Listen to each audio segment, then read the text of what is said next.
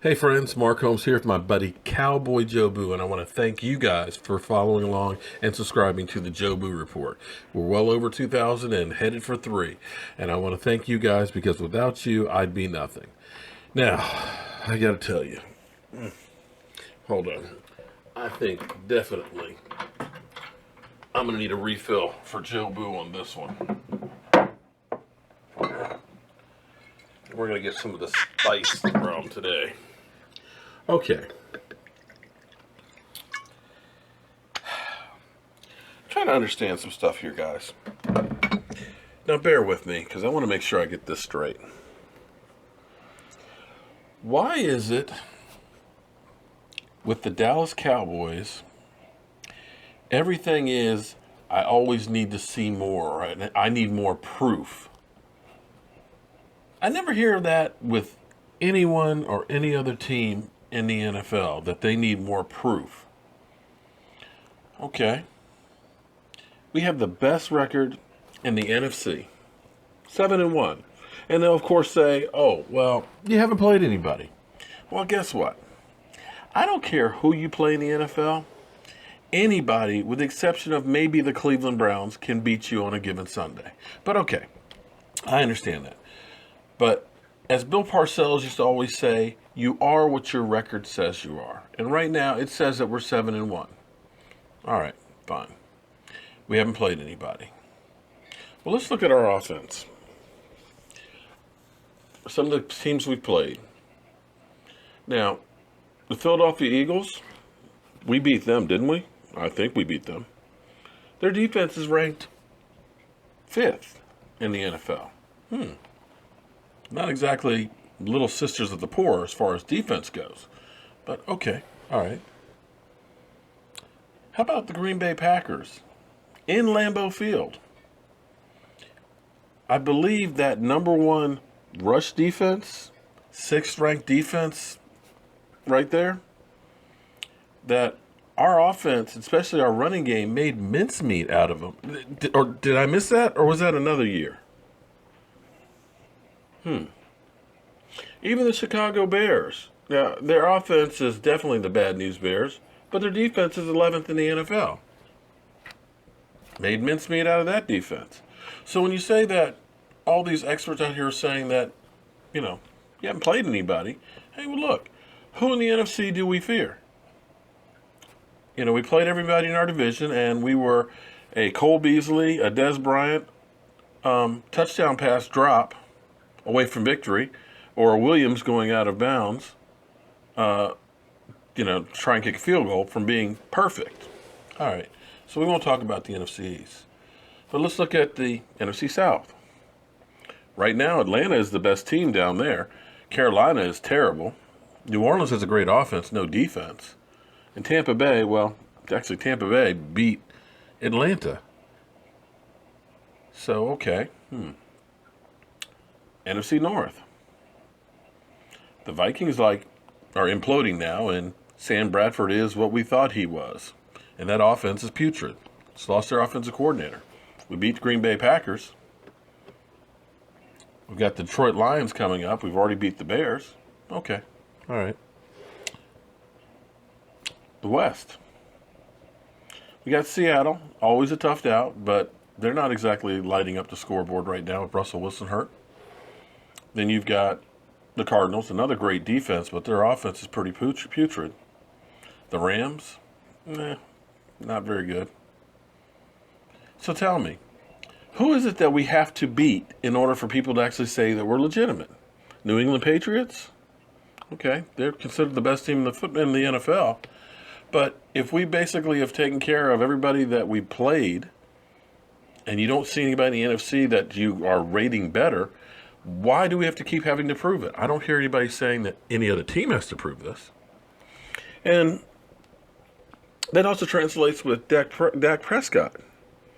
And I'm looking at these comments and stuff, now that Tony Romo is finally practicing again, where people are saying that, a 10-year veteran quarterback, he's got all kinds of experience, and, he should be the one that's playing. Well, that 10 years of experience never had a 7-game win streak. 2 interceptions so far in half a season? Hell, I've seen Tony Romo throw 3 interceptions in a half. And I'm not here to bury Tony Romo. But for all these people who are saying that, Dak is just holding the seat, keeping the seat warm, you're off your rocker. That team is 7-1. 7-1. And it's not like somebody said, oh, well, RG3 was Rookie of the Year. Yeah, but you can't compare that because that's not apples to oranges. Because what RG3 did was they came out with a totally new offense, the pistol offense.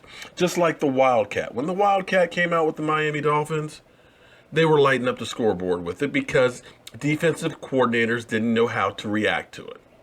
Same thing with the pistol offense.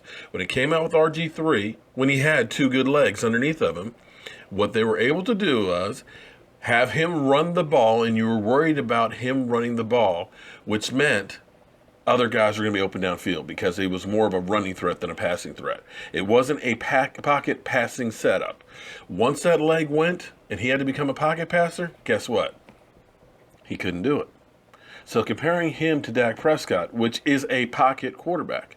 Now look, every week we're checking off new stuff that he's doing. He broke Tom Brady's record to start a season without throwing an interception. Tom Brady, who right now, as much as I hate New England, I have to say that he is maybe the best quarterback of all time. Then I hear he dinks and dunks. Okay. Well, guess what? Tom Brady dinks and dunks. Joe Montana dinked and dunked. I believe both of those guys have multiple Super Bowl rings. And let me give you another interesting statistic to all you guys that are saying that, you need more proof. Right now, he's had 5 games, and out of 8, where he has thrown for 70 or more completion rate. How does that compare? Well, if he just gets 1, he will actually tie the record of most 70-plus completions in a game, which would be 6 in a season. Just 1 game. Who holds the record? Well, it's a tie. Drew Brees, Peyton Manning, and Tom Brady. If he happens to get 2, and since he's already got 5 in 8 games, more than likely he'll probably get those. He will hold the record himself. So when you try and compare him to Mike Gannon from Tampa Bay, get the fuck out of here. You try and compare him to RG3, totally different, okay? He is a pocket quarterback who is lighting it up. The dinking and dunking that you keep talking about, if you're just a rookie quarterback holding space, if you're focusing in on one receiver the whole time, that safety's going to pick you off 9 times out of 10. He's going through progressions, and he's finding the best option. So tell me, please, why is it we keep needing more proof when we have a 2-game lead in our division? Best record in the NFC. The number 2 picked by Vegas to go to the Super Bowl. What more proof do you need? Because I'd like to know what it is. Is it if we beat the Pittsburgh Steelers, or are we going to say, oh, they're not the Pittsburgh Steelers. They're not any good. They're bums. Well, then they're the king of the bums then. I'm Mark Holmes. This is Cowboy Joe Boo. And I'm sure some of you are going to be telling me I'm an idiot and hating what I just had to say. But Dak Prescott is the real deal. Book it. And Tony Romo, sorry, he's not getting the job back unless Dak gets hurt. If you don't like it, you can unsubscribe or just tell me I'm an idiot. But I'm sorry, I'm giving you the facts as it is. I'm Mark Holmes. It's Cowboy Joe Boo. And how about them Cowboys?